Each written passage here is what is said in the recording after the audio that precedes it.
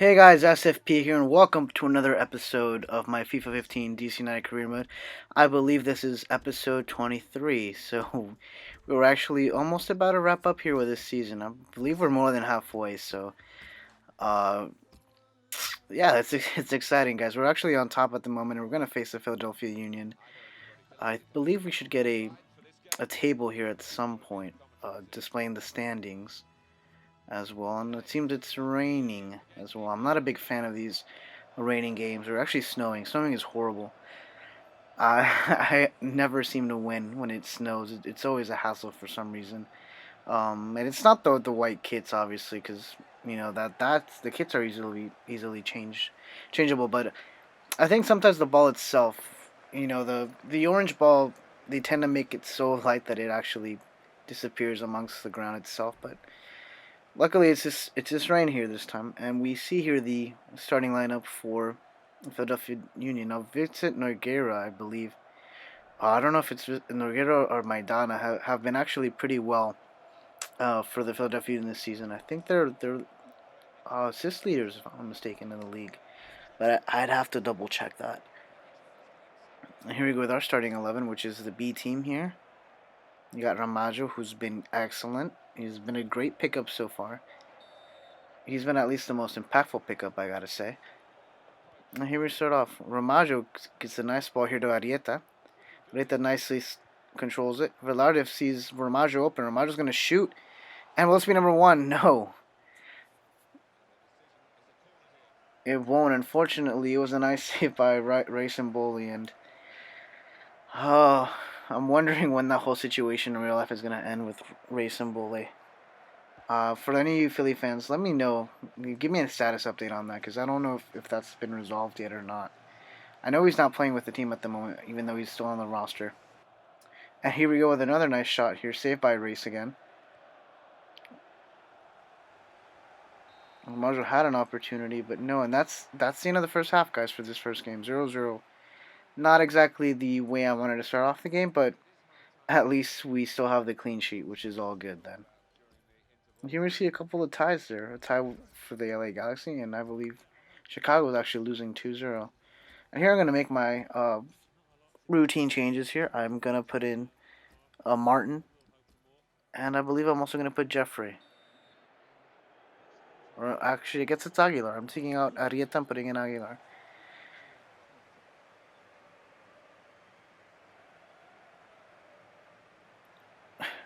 And here we go with the Union finding a lot of space there. Unfortunately, they just didn't hit the target there with, I believe it was Hoppen, 27. That's probably Pfeffer.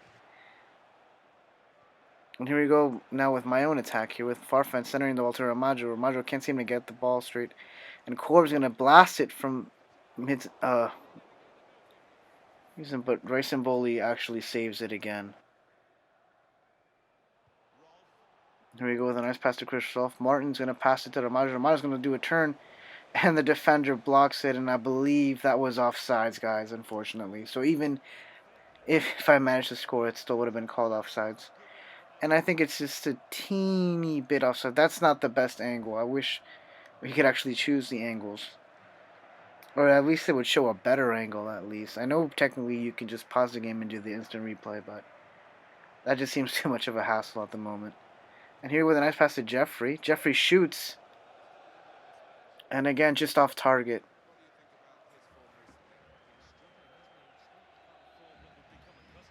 Ironically, Race here is the captain.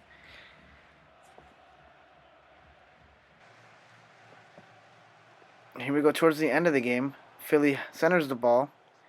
Sapong seems to have it, and he shoots. Maidana scores, but it's actually going to be called for offsides, guys.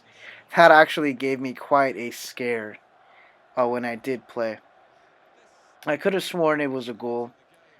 And judging by that frame, he was a second or two off.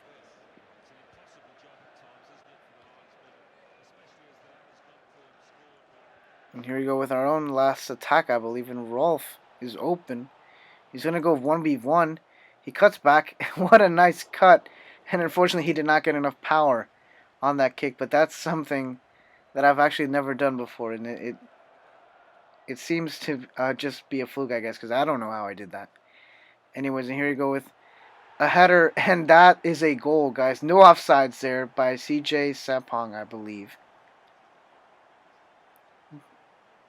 Maidana with a nice center there, and give credit to Philly. I mean, Sapong has been a beast for them. He's been a revelation. He's actually been a lot better for Philadelphia than he has been for Sporting KC, and I guess it's maybe because Sporting KC has so many quality players, so many players to take up the mantle and take charge of the game. And in Philadelphia, there aren't that many. I guess you can kind of do. But I guess when it comes to the attacking prowess, it would be CJ Sapong who basically takes control of the attack. And that's our third loss in a row because I believe we lost the last two games against San Jose and against LA. And here I'm actually going to do a little bit of scouting. I'm going to check the free agents because our the transfer window is actually going to open pretty soon. I believe 2 games from now, we will actually be hitting the transfer season. And so I'm scouting a little bit here. And as you guys remember, I have my rule of 3. So I will only be able to obtain 3 players every transfer season.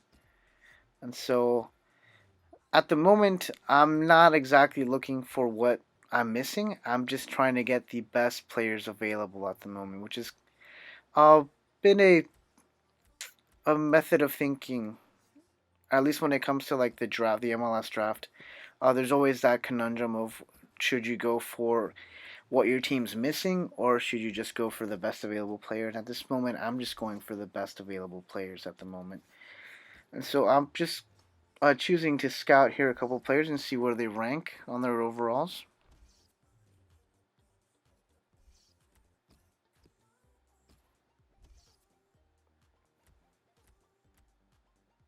I'm also going for goalkeepers, and this guy looks promising actually. These others not so much, so I don't think yeah, I didn't scout them. Typically when I do these, I like to see at least yellow or green on the summary portion. So if there's yellow in the summary portion, I tend to scout them.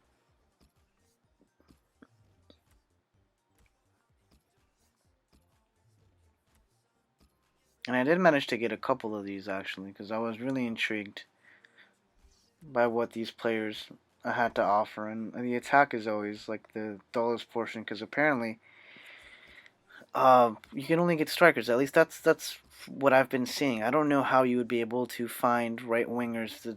Are they classified technically? I guess as midfielders, if they're not attack in the attack position. I'm not quite sure, guys.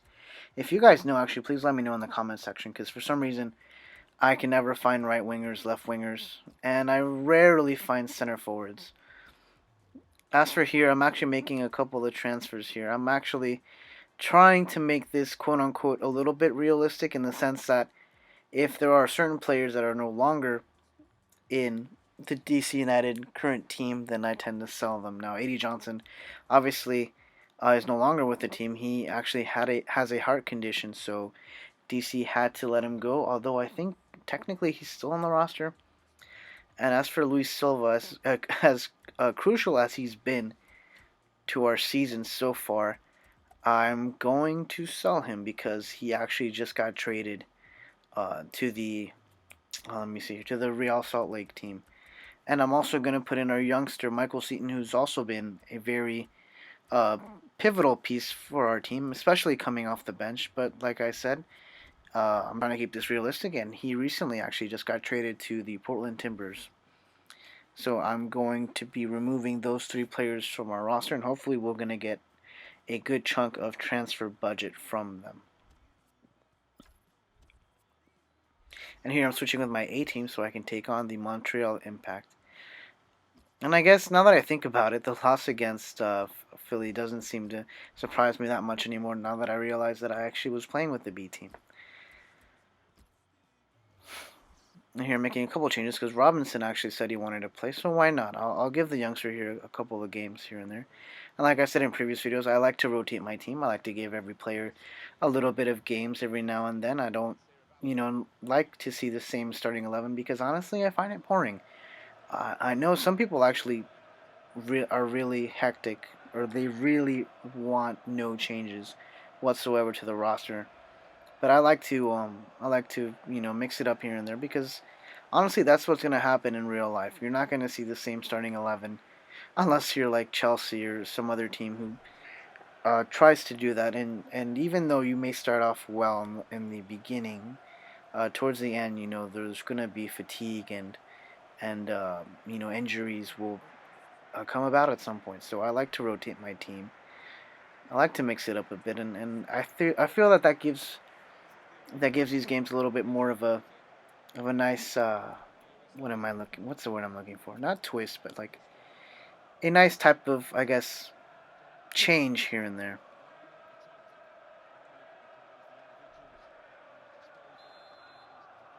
I mean, here we go with the start off of this second game, and Fabi finds the space, and unfortunately the Montreal defender managed to take the ball away from him. And that was a soft header that should have been driven with more power, but unfortunately, I guess that wasn't able to happen.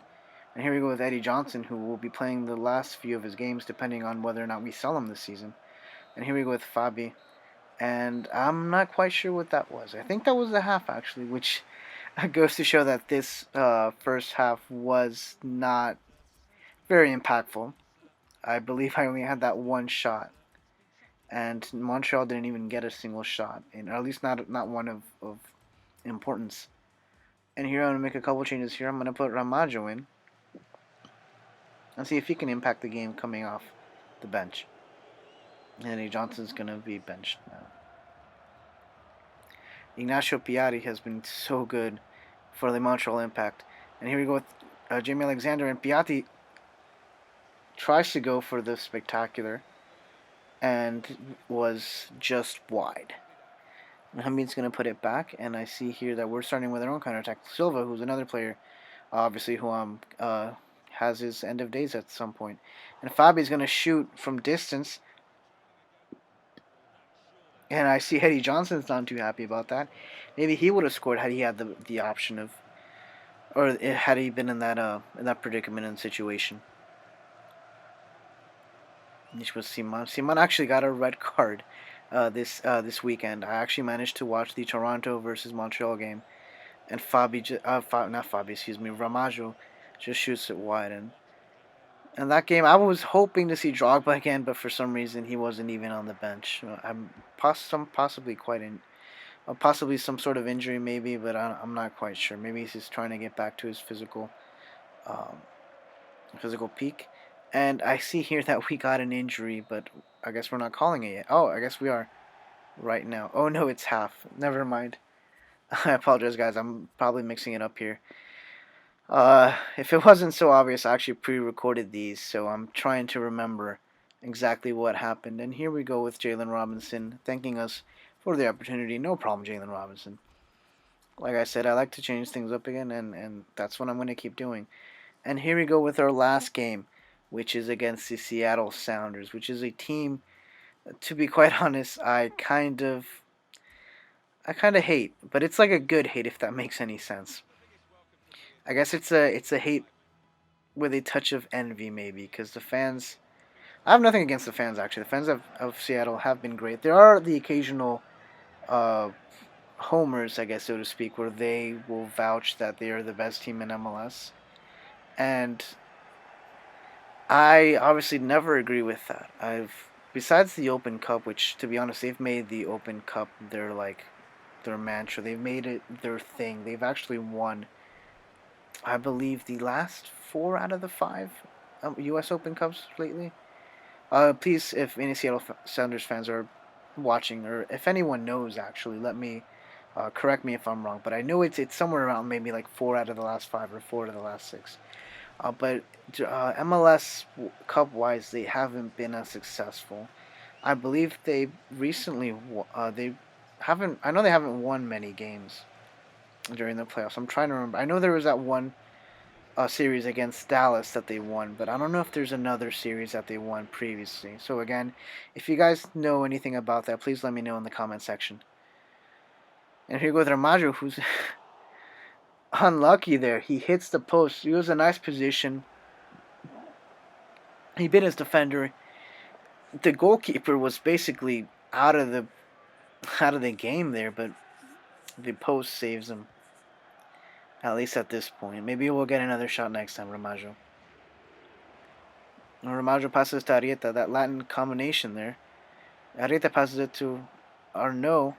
Arnaud with the shot, and he just couldn't get enough bend in there, guys. That would have been a beauty. Just a little bit more curve. That definitely would have done it.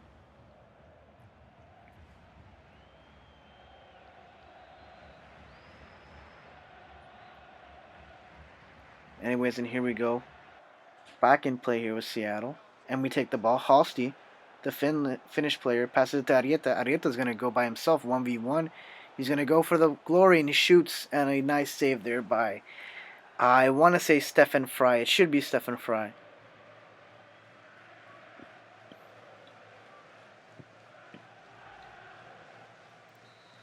Unless it's Troy Perkins.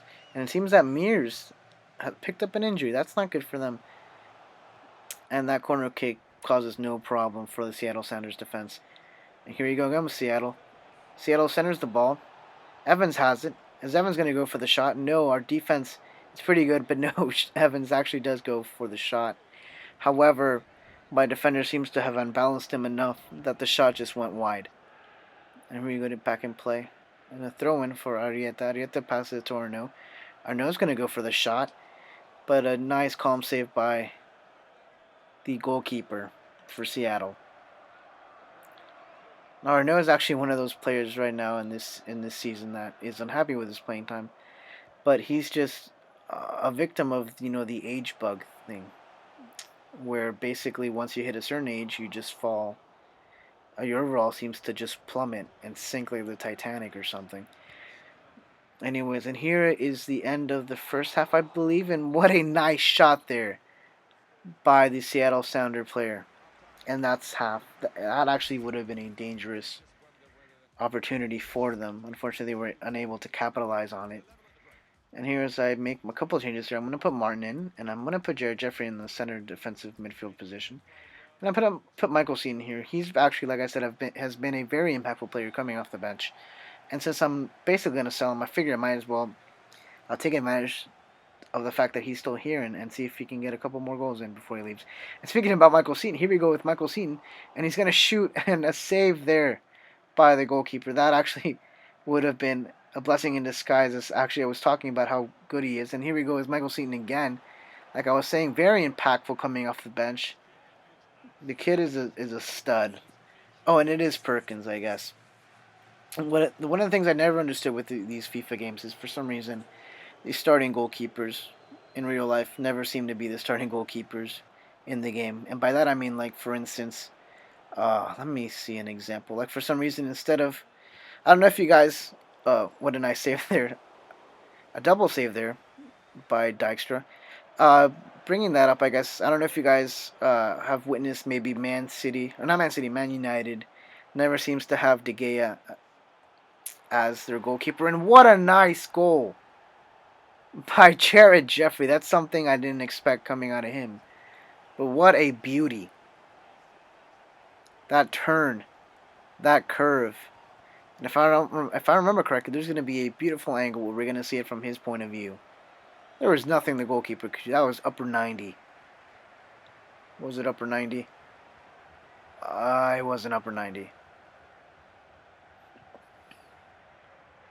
But anyways, as I was saying before, like for instance, with Man United, sometimes when you play career mode, De Gea is not the starting goalkeeper. It's Lindegaard. And I don't know if it's this FIFA or maybe the previous FIFA where that was most evident. Anyways, and just as I praised Jared Jeffrey for the goal, I'm going to basically yell on my back line there, because that should have been handled easily. For some reason, they just slept on the ball, and Big Papa destroys it with a nice, calm header.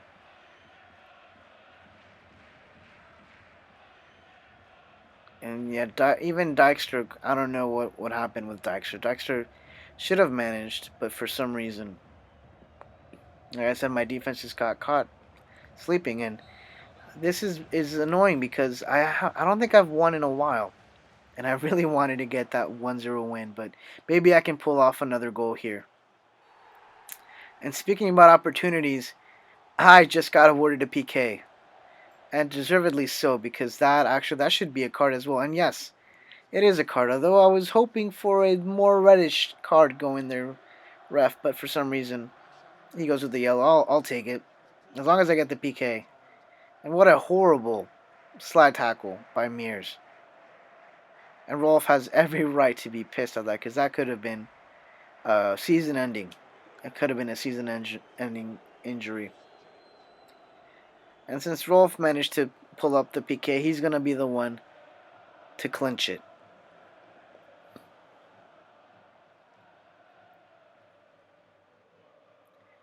He shoots, and the goalkeeper just stands there as I go center right for me, I guess, in my perspective.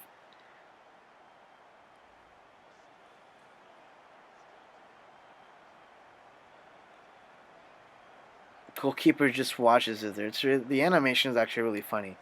How he just stands there and just watches.